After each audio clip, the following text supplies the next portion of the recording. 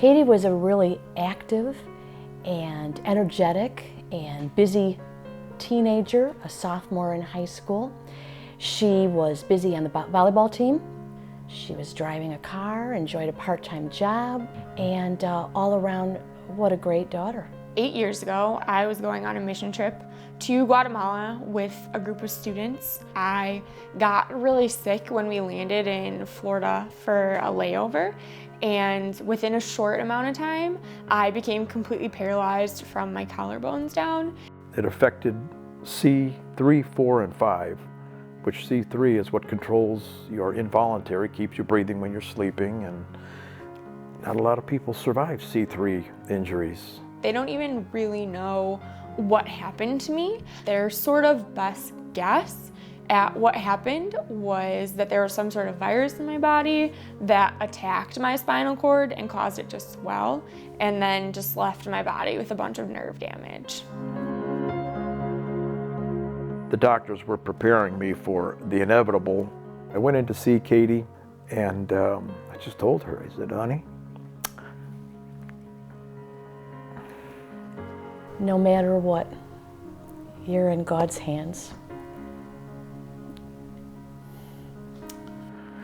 No matter what, you're going to be okay.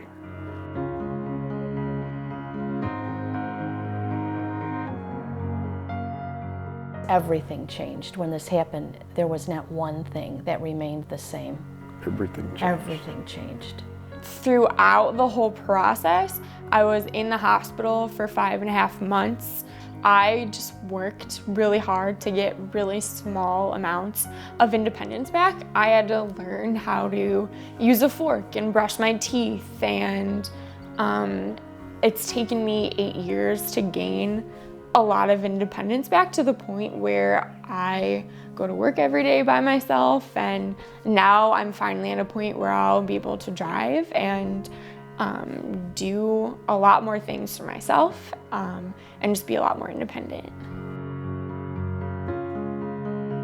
For her to come back like she did, and it's just one amazing thing after another. To be able to be working downtown, taking the train, hopping on the bus, and working a 40-hour week. And then there's a car. This is crazy. How is she going to be able to drive? I had to go to occupational therapy for a while to learn how to use these hand controls because I'll be driving with both of my arms instead of both of my feet.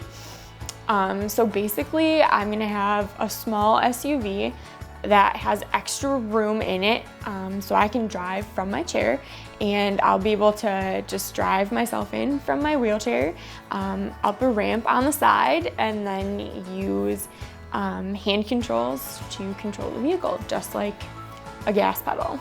With the ability of being able to drive the car by myself, it's just gonna change the way I go about all my daily activities. And I'm really excited to see what doors open once I gain even more independence. The state has agreed to pay for all of the conversions to the vehicle to the tune of $92,000. That's incredible. So the total cost of the vehicle, we were warned from the beginning, would be close to $150,000. The goal is $50,000. It's a lot of money, but that's our goal. Things that it'll cover would be the remaining cost of the car, the insurance that will need to be for basically a $150,000 vehicle. We think then we have been chosen to go down this path, and that there is a good specific reason why. We just don't know what it is yet. We're firmly in the grasp of our God. And the things that we've seen are just incredible. We have had a front row seat to miracles.